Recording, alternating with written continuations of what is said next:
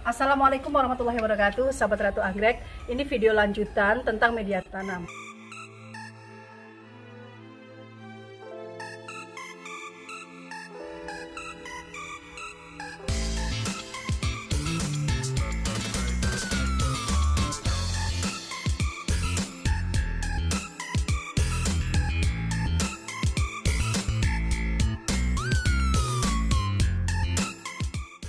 Nah, di video ini akan aku bagi menjadi beberapa keterangan. Yang pertama, aku akan melanjutkan tentang media tanam. Kalau kemarin adalah media tanam yang sangat meningkat kelembapan. Nah, yang sekarang ini ada dua. Jadi yang pertama golongan media tanam yang sedang, kemudian yang terakhir golongan media tanam yang sangat poros. Dan bagian terakhir adalah cara mengukur pH. Bagaimana kita melihat pH media kita ini sudah asam atau tidak. Karena media asam itu salah satu penyebab kematian terbesar bagi anggrek. Sebagus apapun pupuknya, agroklimatnya terpenuhi, kalau pH-nya sudah asam, maka anggreknya tidak bisa berkembang dengan baik, bahkan bisa menambah kematian. Tapi sebelumnya jangan lupa like, subscribe channel Ratu Anggrek. Dan bagi sahabat semua yang sudah subscribe, sudah like, sudah hidupkan tanda lonceng, saya ucapkan terima kasih dan semoga tetap dianugerahi kesehatan jasmani dan rohani, anggreknya cepat berbunga dan tumbuh sehat. Oke teman-teman, kita akan langsung melihat media apa saja yang akan kita bahas di video kali ini. Yuk ke sana. Sahabat semuanya, kenapa kita harus memahami media-media ini? Sebab kalau kita tidak memahami medianya, maka kita tidak akan bisa memberikan media mana yang tepat untuk anggrek kita. Saking banyaknya jenis anggrek yang berada di pasaran, yang tentu penghobi suka semuanya.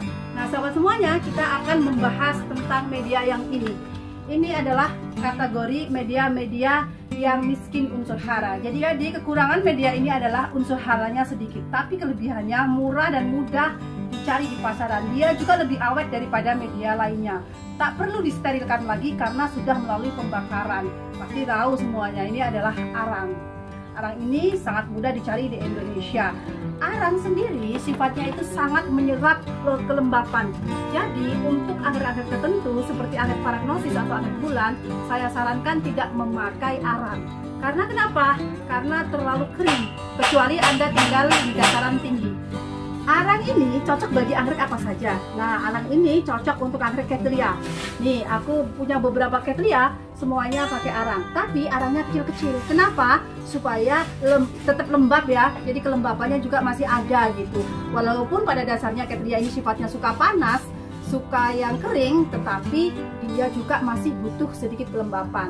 Karena arang ini miskin unsur hara, maka kita perlu menambahkan pupuk di bawahnya. Bisa pakai NPK seimbang, atau untuk kalau pembungaan ya yang tinggi fosfor atau kaliumnya. Kalau untuk yang anggrek seedling atau remaja boleh yang tinggi nitrogennya. Nah ini juga ada Oncidium. Padahal Oncidium ini kan suka kelembapan tinggi. Teman-teman bisa tetap memakai arang untuk Oncidium, tetapi arangnya memang harus kecil-kecil supaya kelembapannya terjaga. Kelebihan arang ini kita tidak sering-sering repoting. Jadi medianya itu awet, nggak asem-asem, pH-nya selalu seimbang, pH-nya selalu yang dibutuhkan oleh anggrek kita, masih stabil, masih bagus, sehingga memperkecil tingkat repoting. Ingat, semakin sering Anda repoting, semakin sering Anda membongkar anggrek Anda, maka perkembangannya akan semakin lambat karena turun mesin kalau orang Jawanya ya. Tuh. Terus apalagi media arang yang cocok ini untuk media apa? Aku punya anggrek ini bisa didekatkan. Nah ini medianya arang. Kenapa sih kalau kita lihat di nursery itu medianya sedikit, padahal pohonnya udah gede seperti ini? Kasihan banget ya.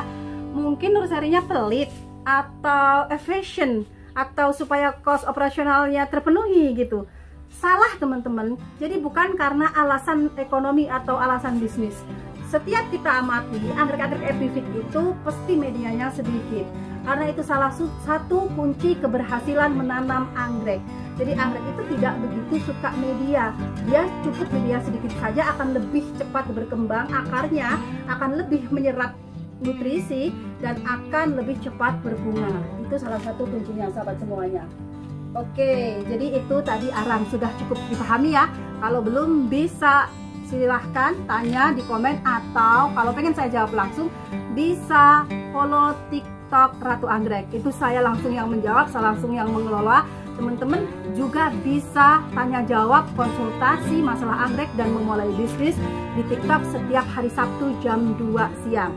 Oke, kita ada kayak jualan jamu aja nih.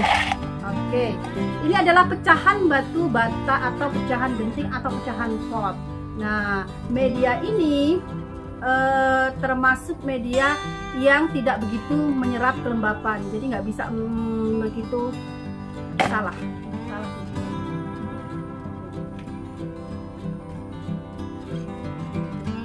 Nah, terus kita punya media selanjutnya. Ini pecahan genting atau pecahan pot, aku campur jadi satu karena memang sama. Atau pecahan batu bata, itu fungsinya sama. Ini miskin unsur hara, tidak perlu disterilkan karena sudah melalui proses pembakaran yang cukup bagus. Jadi semua media kalau sudah melalui proses pembakaran itu tidak perlu disterilkan. Seperti tadi arang ya, arang itu nggak perlu teman-teman nyemprot fungisida atau disterilkan lagi karena arang sudah melalui proses pembakaran. Kayak gabus, styrofoam itu tadi juga sudah tidak perlu disterilkan lagi. Nah, ini biasanya untuk nanam anggrek apa sih? Ini nih tidak bisa mengikat kelembapan ya dan miskin unsur hara. Oke, ada sih unsur haranya tapi dikit. Oke, nih biasanya teman-teman aku pakai untuk memulihkan anggrek-anggrek atau hanya untuk tambahan. Ini ada styrofoam gabus yang tadi. Terus ini ada pecahan genting. Ini aku ada anggrek rusak, rusaknya parah banget nih, busuk kan teman-teman kalau melihat.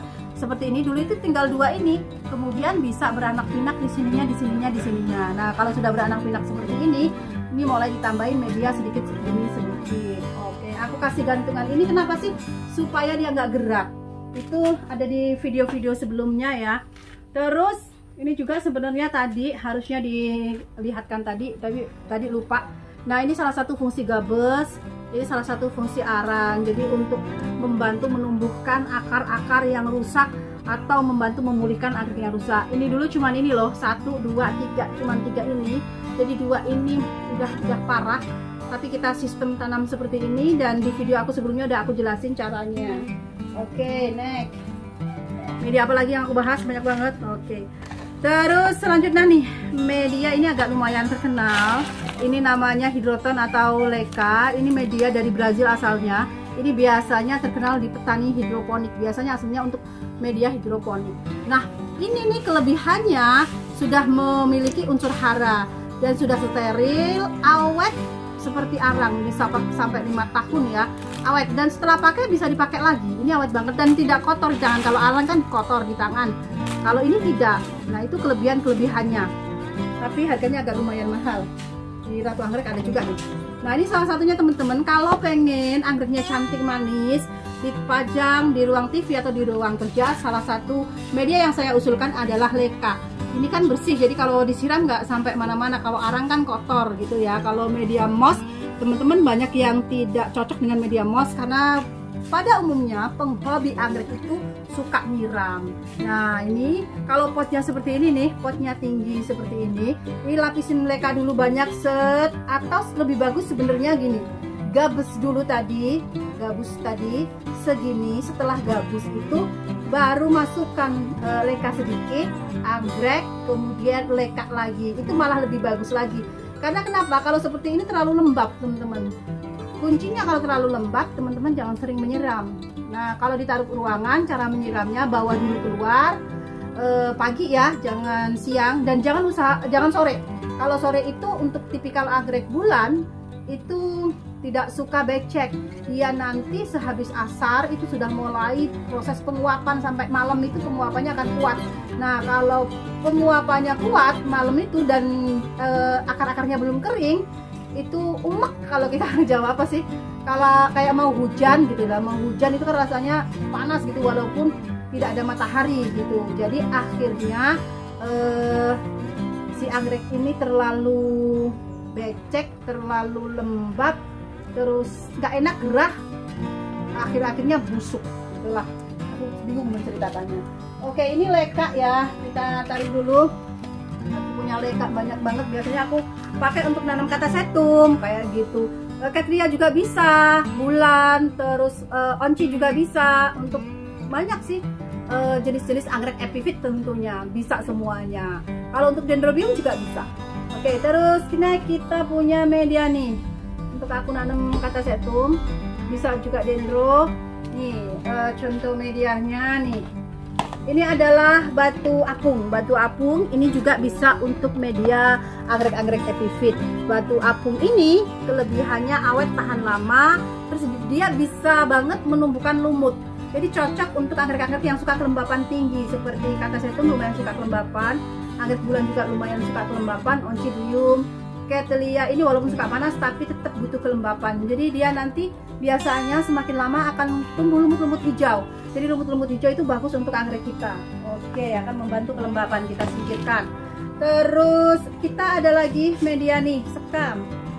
Tapi aku nggak ketemu sekam yang asli sekam pure. Ini sekamnya sudah campur sih, sudah campur sama kotoran gergaji, ampas gerajian kayu. Ini juga bisa buat media tanam. Biasanya pakai Cymbidium. Untuk sekamnya juga biasanya dipakai untuk menanam Cymbidium.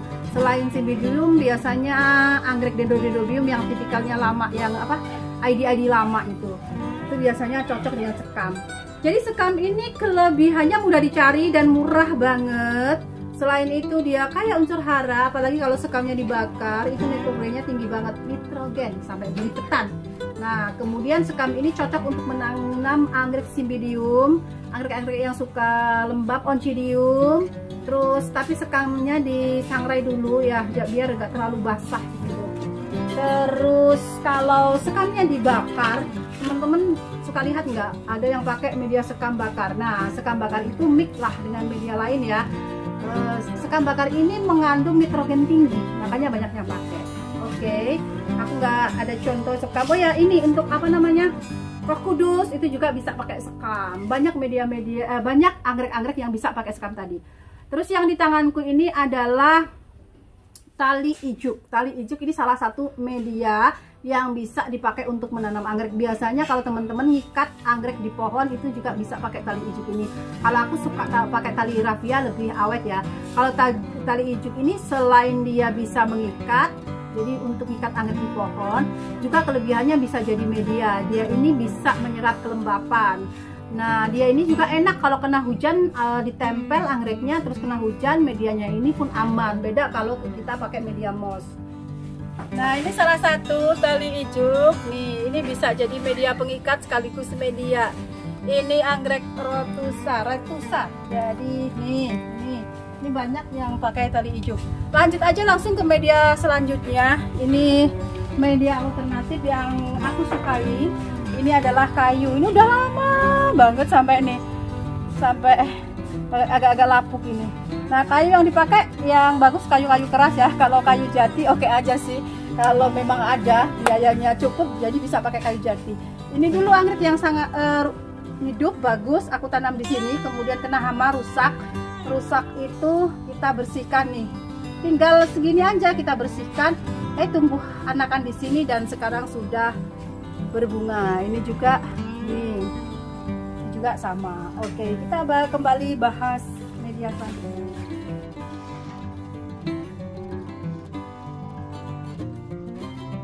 Nah, selain kita bisa pakai kayu yang diberdirikan tadi, kayu juga bisa untuk menanam anggrek yang full sun foren, yakni anggrek yang langsung terkena oleh paparan sinar matahari. Itu bisa untuk dendrobium, Cattleya, tetapi melakukan treatment tertentu. Aku udah mulasnya di video aku sebelumnya. Dan juga bisa seperti ini. Ini ada spesies cantik lagi berbunga, coba di sini. Ini cantik banget nih, spesies Kalimantan ya. Oke, next kita ada media terakhir di ulasan media ini adalah kayu pinus. Jadi ini kayu pinus sebenarnya temen-temen, ini kemarin itu begini. Aku beli kayu pinus, memang aku nggak pernah pakai kayu pinus. Kenapa? Karena di tempat aku susah nyarinya itu, jarang banget adanya gitu. Ini sebenarnya kemarin mau buat syuting, tapi sebelum syuting dia udah remek duluan nih papan pinusnya. Jadi papan pinus itu kekurangannya salah satu memang udah lapuk gitu. Jadi aku nggak begitu menyarankan untuk kayu pinusnya seperti ini nih. Ini kulit kayu pinus nih. Jadi tidak aman untuk anggrek kita. Aku tidak begitu menyarankan. Tapi aku kan nggak pernah pakai. Aku juga nggak tahu kalau mungkin ada yang lebih tebal daripada ini. Kalau lebih tebal sih oke. Jadi di sini kan kayak berongga gini ya, kayak berongga, dan ini kayak unsur hara sih. Bagus untuk anggrek kita. Cuman ini kekurangannya. Tahu sendiri, jadi nggak bisa kita pakai nih. Nah, kalau di umumnya di pasaran ini biasanya pakai yang kayak gini ya, nih pakai yang kayak gini. Nah, ini juga bagus, bisa menyerap kelembapan, aerasi dan drainasenya juga bagus, juga ada unsur haranya. Jadi teman-teman yang suka pakai kayu pinus, yang mudah cari, pakai aja kayu pinus. Aku nggak bisa ngasih contoh karena aku nggak pakai, yaitu karena susah nyarinya dan mahal di tempat aku. Terus ada kayu-kayu tambahan, pokoknya kayu-kayu itu kayu apa aja ya bisa dipakai. Tapi teman-teman yang perlu diperhatikan, kalau kayu itu ingat, jangan kayu tetangga. Yang satu, nomor 2, jangan merambah hutan, kayu di hutan yang dilindungi. Nomor 3, kayunya tidak boleh yang mudah lapuk gitu. Kalau kayunya mudah lapuk, jangan, nanti anggreknya masih bagus, masih cantik, kayunya sudah lapuk. Di bagian terakhir ini aku akan mengajari cara mengukur pH asam. Jadi perlu nggak sih media kita itu kita bongkar, kita ganti, cara mengukurnya bagaimana? Oke, secara alami bisa kita ukur dengan panca indera kita. Jadi kalau kita lihat sekilas mata, kalau sudah lapuk, sudah mulai banyak lumut, akarnya sudah tidak ada yang jalan, itu berarti pH-nya sudah asam, maka kita harus menggantinya. Aku cari contoh, di sini tidak ada, karena kalau sudah asam kita ganti semuanya. Di sini sudah mulai tapi belum asam banget. Ini nih yang paling agak asam, cuman ini aja nih. Jadi sudah mulai tumbuh lumut, sudah mulai, ini masih belum begitu asam sih, tapi sudah mulai ya.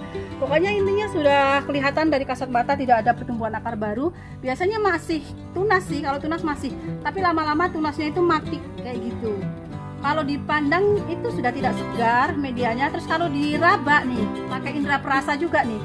Kalau diraba ini rasanya itu sudah merepel, kalau orang Jawa hancur gitu. Nah, ini salah satu ciri-ciri media asam yang wajib teman-teman perhatikan, karena sebagus apapun pupuknya, kalau medianya asam tidak akan diserap oleh tanaman gitu. Nah, sekarang kita pakai yang cara mengukur dengan alat. Ini alat ini banyak di pasaran, murah banget, sekitar 20 ribuan, bisa dibeli di mana-mana, di marketplace, enak. Nah, kalau media asam, cara mengukur media asam enggak, ini 3 fungsinya ya. Tancapkan paling bawah. Jadi ada 3 fungsinya. Yang pertama adalah pH, ini untuk mengukur pH, kemudian light ini cahaya, kemudian moist ini kelembapan. Jadi satu alat ini ada 3 fungsi gitu ya. Nah, kalau mau ukur pH ini memang diarahkan ke pH-nya, diarahkan ke pH-nya. pH-nya berapa? Ini di sini pH-nya 7, masih cukup bagus. Jadi pH 8 itu sangat bagus, sempurna banget. pH 7, 6 itu bagus, tapi semakin ke sana semakin berkurang. Jadi kalau pH-nya sudah 5, 4 itu teman-teman harus sudah repotting, anggreknya sudah harus diganti. Kemudian kita coba light, cahaya berapa sih matahari yang dia dapat. Itu ini cahayanya lumayan bagus di sana nih, ada kekuatan cahayanya. Jadi 1000 W ya. Itu dia di sini. Nah, jadi kekuatan cahayanya agak bagus. Ini memang tersorot matahari pagi dari sana, lumayan bagus untuk anggrek dia.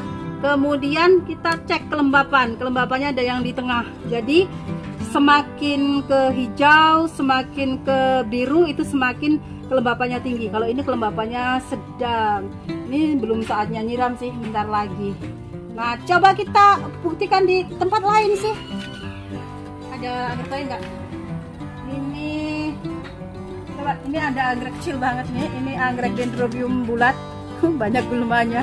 Ada ditumbuhin tanaman lain. Nah, masukkan sekuatnya, sedalam-dalamnya. Ya. Kita ukur pH-nya dulu. pH-nya sama enggak? pH-nya ini lebih bagus, malahan dia 8. Oh, masih gerak. Sebentar supaya nggak gerak ya. Oke, oh pH-nya malah tadi kan gerak-gerak terus 7, tapi nggak 7 banget ya, masih agak geser ke sana sedikit gitu, masih lebih bagus ini. Kemudian kan aku geser cahayanya, coba kita lihat cahayanya berapa. Cahayanya lebih rendah daripada tadi. Terus kelembapannya kelembapannya di tengah ini lebih lembab lagi. Ditunjukkan sudah hampir ke biru. Kenapa kelembapannya tinggi? Karena medianya moss. Kalau tadi medianya arang kecil. Terima kasih sahabat semuanya sudah menyaksikan video ini sampai selesai. Kalau pengen giveaway atau anggrek-anggrek yang berkualitas dengan harga bersahabat, ikutin live sale setiap hari Minggu dan hari Kamis jam 1:30 di TikTok dan IG Ratu Anggrek. Banyak juga GA menarik. Tunggu di bulan Oktober, ada banyak GA menyambut hari kelahiran saya. Kurang lebihnya mohon maaf. Wallahu muwaffiq ila aqwamit thoriq. Assalamualaikum warahmatullahi wabarakatuh. Bye bye.